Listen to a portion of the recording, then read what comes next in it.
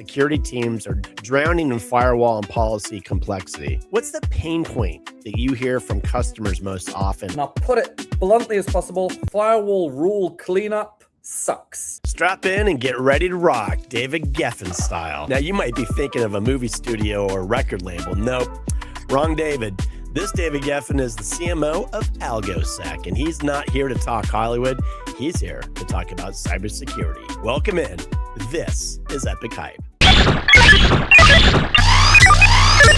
Are you ready?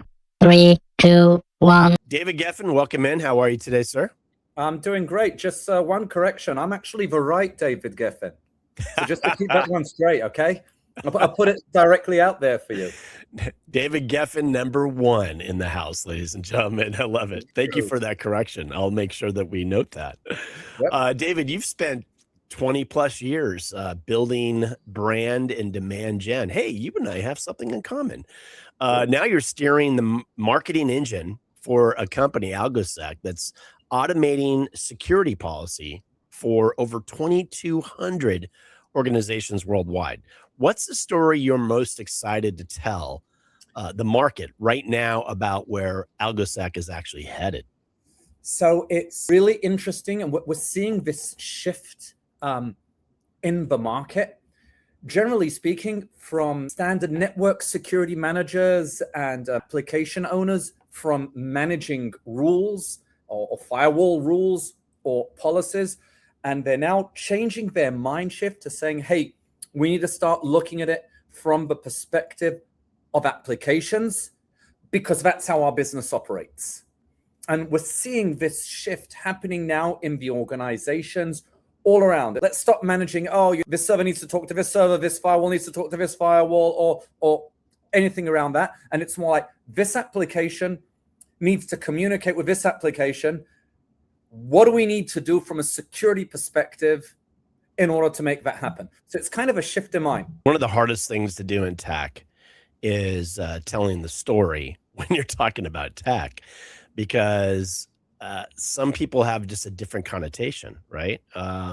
And I've actually been talking about this a lot in the AI world with a couple of companies that I'm a strategic advisor with. And it's kind of like, how do you show a firewall? How do you demo a firewall? There's just certain aspects of technology that are difficult to show, and it's a matter of talking. So you're at the pulse of getting that story right. And just the different brands you've worked for, is that part of your magic? Is that part of what you bring to the table, is knowing how to tell the story right? Yeah, sales work with different brands. And by the way, congratulations. It took us actually 3 minutes, I think, in this interview to bring up. Usually I was thinking that'll be kind of the second word, but we can get to that. And I guess the main reason which we're seeing this shift across all these different brands is coming from the following. We see basically up until, let's say, a few years ago, you had network security managers trying to make these various changes. And they one day figured out that these requests, or the bulk of these requests, were not coming from them. They were coming more and more from their business owners, their application owners, you guys who are responsible for their billing application. Doesn't matter if it's an internal application or external one, but their billing application, their SAP application, be what it may. And what was happening were application managers were coming over to the network security manager and saying, hey, we need this application to work with this application. The network security manager said, oh, great, no worries. Please fill out this 14-page form, which translate what you just requested into what IP needs to talk to which IP. And you had the app manager saying, fuck it, I'm not filling that one out. Then you had a standard request, which was supposed to take, I'll put it this way, a standard change request, which if done directly by the network security manager itself could have taken a few hours, was taking anywhere up to 2 weeks when it was coming to the application. And because these guys were not speaking the same language. Thank God for the note taker. Let's get into some problems and the actual problem that you guys are solving. AlgoSec's whole thesis is that security teams are drowning, speaking of firewalls, drowning in firewall and policy complexity across hybrid and multi-cloud environments. In plain terms, David, what's the pain point that you hear from customers most often, and how does AlgoSec approach policy automation, and how does AlgoSec actually fix that? So you've got basically three main challenges. The first one, and I'll put it bluntly as possible, firewall rule cleanup sucks. I need that That's shirt. how I'm putting it. I mean, as an organization matures and grows, and anyone in the network security or in the cloud knows this, the more complex the organization gets, the more rules, the more policies you have there. And some of them just simply stay there, and the organization evolves and changes over the course of time. But everyone is shit scared to touch those old firewalls, rules, and to like delete them. Why? Because it's too risky. Right. They're really scared of breaking something. So suddenly you've got this situation where you've got old firewall rules stuck in there, or other network rules which are stuck there, and you pose a vulnerability because they may be not serving anyone and simply exposing the organization.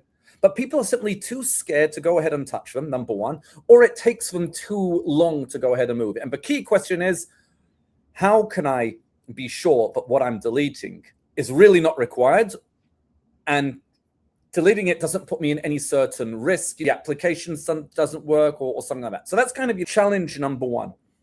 And the reason behind this is that you've got so many different applications, so many different firewalls types, and there's not this single pane of glass where you can actually see the whole thing operating together.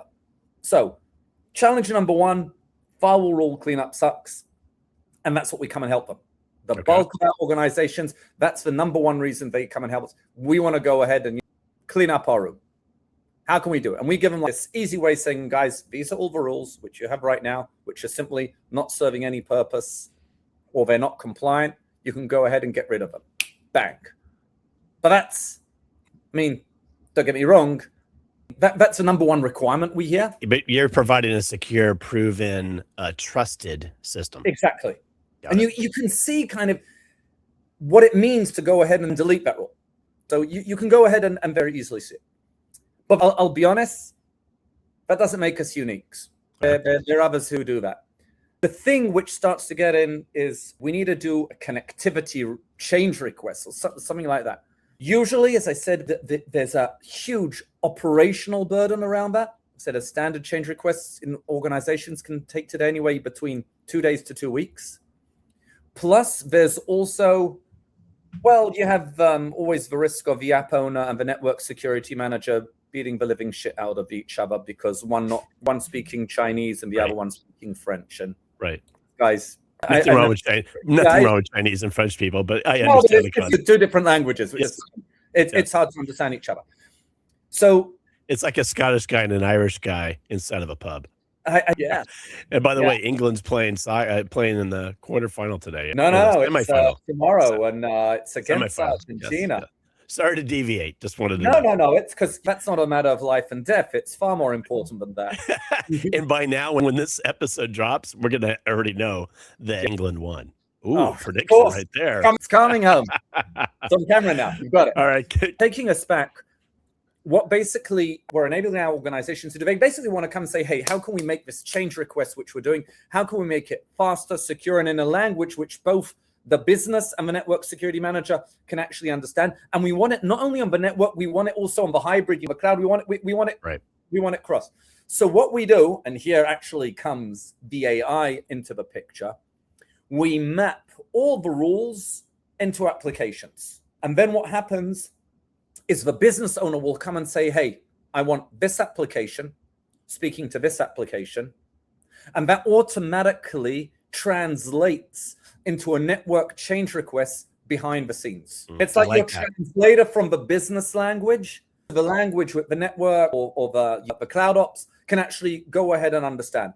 And that is not only a major time saver, it also kind of breaks the wall or crosses that chasm between the business side and the network side, and allows the organizations to release those application updates much quicker in a secure way to the market.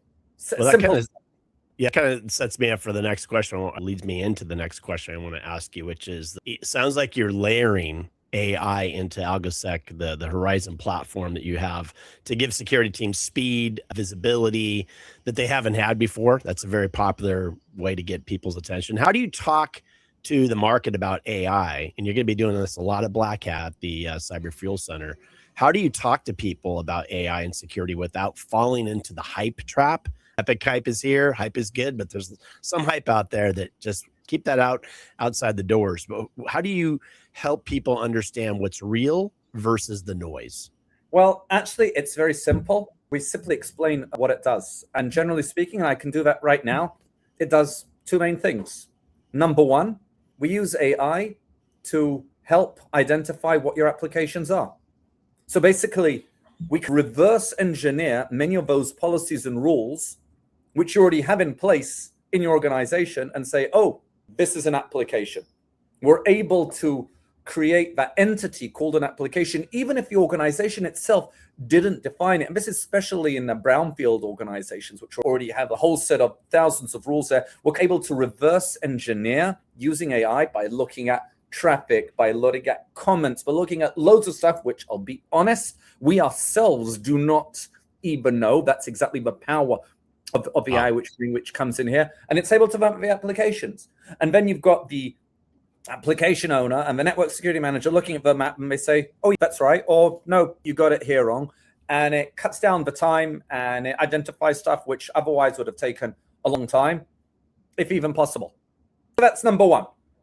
The second thing, we basically use AI so that business owners can then go ahead and ask in a very simple, straightforward language, please give me all the policies which I need to go ahead and verify if this application is to connect to this application. Huge time saver. In a plain English way and get the answer straight away.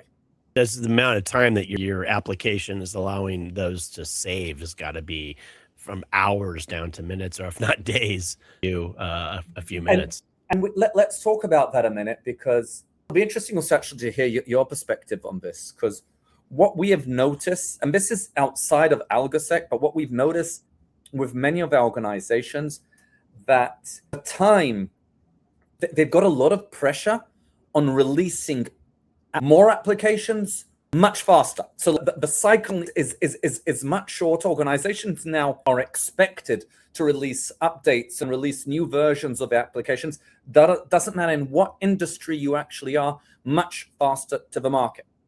Now, of course, with every application you release, there's always this security threat or threshold. So what we've seen up until now is that this security risk was holdback for many applications to go ahead and release. Oh, we can't go ahead yet and release this new version because we need to check it from a security perspective.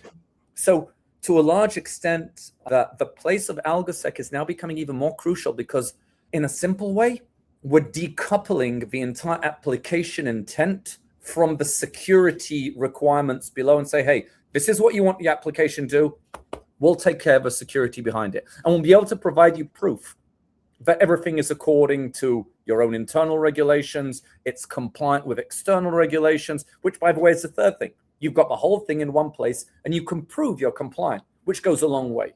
David, how old is the company? How old is AlgoSec? AlgoSec is it's already about 15, 16 wow, years. yes. So you've got a head start. So I'm curious, because I've asked a few other guests they're going to be at the Cyber Fuel Center the same question, that have about the same amount of time. Actually, one of them a little bit longer. Timing. Talk to me about how much of a demand you've seen because of what's happening in the market with AI that is moving so fast. Here is a company, AlgoSec, that's been out there running for 15 years, but based on what's happening, all of a sudden you must just hear footsteps at the door on a daily basis now, is my guess. It's so you've got, and I'm going to be, this is the way we see it. We see it from two directions, actually. First direction is you have companies who come and say, hey, we need to now go ahead and start incorporating AI inside of our own solutions. That's what organizations are saying. Now, we know this, and this is kind of, I'm deviating here a bit, but the same way, and bear with me on this one, the same way that the Industrial Revolution, I mean, you could basically start having kids working at factories. Yep. So it took time for the regulator, and then they came and said, okay, we need to get a few regulations about that. We can't have kids under the age of 14 working in factories. No, we'll put them in school. By the way, side note, ever wondered why the bell in a school sounds exactly like the bell in a workplace? That's where it comes from. Never correlated that. Yeah, it's kind of the same thing. But the regulation kind of picked up with the technology change, which was part of the Industrial Revolution. But here we've got something new. Because the technology is changing so quickly, the regulation is trying to play catch up with all these new AI capabilities which are coming in. So what happens is we are having many organizations coming up to us and saying, hey, we've released now applications with AI built in it as part of their components. And when they were released, everything is okay. But now we've got the regulator coming over to us saying, hey, you need to go ahead and start certifying these applications, which you've already released, recertify them. And we need to know and quickly go and backtrack them. So it's you suddenly find yourself working with new customers in crisis mode. We need to certify this right away. This is one of the things where we're seeing technology and AI specifically being an accelerator. So that right there, I want to hit on, because the next question I was going to ask you is your walk-off that you want people that are going to come into the Cyber Fuel Center, which, by the way, guys, is at the 1923 Prohibition Bar right off the outskirts of the conference at Black Hat at Mandalay Bay. You're going to have CISOs, CIOs, infrastructure, SMEs walking in. I would think that that's one of the biggest in-demand situations that's happening right now, and you guys are solving it. So you've done Black Hat before, I'm assuming. You probably got a few under your belt. So what are you hopeful that if that isn't the number one, is it that or something else that you are hopeful that everybody that comes to visit AlgoSec at the Cyber Fuel Center, what are you hopeful that they walk off with knowledge, knowing what? Well, I guess my main hope is that people change their mindset from coming and saying, hey, firewall cleanup is pure hell.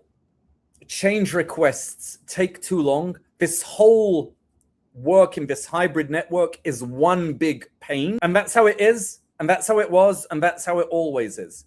So if there's one thing I would like people who come by this to Black Hat or around our stand to challenge themselves is with this mindset, because it really doesn't have to be that way. That pain can be taken away. But you know what? We've also added something else. And this is my gift for you, actually. So you can go ahead and share this. We found another problem in conferences. Bear with me on this one. The number one challenge of network security managers, of cloud ops, of even of CISOs, is answering this question. Dad or mom, what do you actually do at work? Yeah. Good. So that's good. We figured this out, and this was a pain which we decided to solve. So what we decided to do, we decided to write a story about this, a bedtime story. Nice. Don't tell me you guys created a book. Oh my God, I love this. Are you kidding me? Can you see it now? Network Ned and the apps in his head. Oh my gosh. This is epic. I love this. It's an entire bedtime story where you can tell exactly to your kids what you're doing at work. I'm going to be giving these books out actually at the event. So you know what?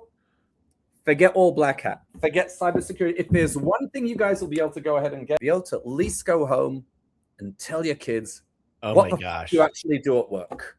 Are you making the world a better place? Are you handing those out at the We will be handing those out. Actually, you know what? This is what I'm talking about. Wait a minute. This is what I'm talking about. How many? You just walked up, son. I love it. This is great. No, he's right there. Already the first printouts already here. Oh, I love it. So cool. David, that is you awesome. Go ahead and you dedicate this book. You say this book belongs to, so you've got the whole thing over there. Love that. Yeah. It's got dual purpose, man. First of all, people, I just hate looking at landfill items that people are giving away. It's the gift that keeps on giving. Think about it. That is epic. David, mastermind on that one. That is really cool. All right, that's going to lead us into the next thing. I only got a couple more minutes, and I got to get you out of here because you got more books to write. So you ready to play a little game? Hit me. All right, we're going to play a little game, and it is called Fast Eddie Speed Zone. And this is how it works. I'm going to ask you some quick questions, and you do your best to answer with some quick, short answers. Its keyword here is quick. Cool? Go Got ahead. this? Of course you got this. You're born for this stuff, man. Here we go. Let me earn it. All right, here we go. David Geffen, he's rocking, and he's strapped in. Number one, AlgoSec or All In? Which one are you saying yes to in Vegas? Must be all in. Number two, firewalls or fireworks? Which one do you actually understand better? I think I'll go for fireworks on this one because firewalls are evolving and changing all the time. You today have firewall, there's a firewall on the network, there's a firewall on the cloud. You've got micro segmentation. David Geffen, you are a firework. Number three, policy automation or slot machine odds? Which one's easier to predict? Oh, I would say you've got better odds with policy automation today. Definitely. Number four, Vegas or Tel Aviv? Where's the better networking floor? I think I'd have to say Tel Aviv in terms of networking. Yep. Number five, blackjack or black hat? Which one gets your heart rate up more? Well, I've seen Black Jack wearing a black hat, but I'll have to go, I guess, on black hat. Yeah. Number six, hybrid cloud or hybrid dealer? Which hybrid scares you more? I love that one. How long did it take you to get that with that question? Not as long as or not as short as it took you to do the book. Yeah, I have to go on a hybrid cloud on this one. All right. Number seven, chips on the table or chips in the data center? Pick one. It's a hard one. I think I'd go on chips on the table. Number eight, AlgoSec Horizon or the Vegas Horizon? Which view do you trust more? Definitely the AlgoSec Horizon. I mean, with the landscape which is in Vegas right now, but the way it looks, you won't be able to see anything in the horizon a few years from now. Number nine, 1923 Prohibition Bar or the -5 Ice Bar? First stop of the night for David Geffen. Definitely the 1923. I love bars or pubs that have got a story with it, and that is one hell of a story. Bourbon, baby, bourbon. Number 10, what's AlgoSec's secret weapon walking into Black Hat 26? Creativity. Love that. I thought you were going to lay out the book, but you know what? You are creative and you are in the right spot. And AlgoSec is lucky to have you. A little Freudian slip, right? We're always talking about algorithms. Love it. Good times, man. You did great. I appreciate your participation. Did you have fun today? Yeah, that was cool. That was really cool. Love the questions at the end. Well, let's talk about how people can get more information about AlgoSec. I got the website up. If people want to reach out and connect with you, I'm assuming you're probably on LinkedIn. Anything you want to plug for yourself shamelessly?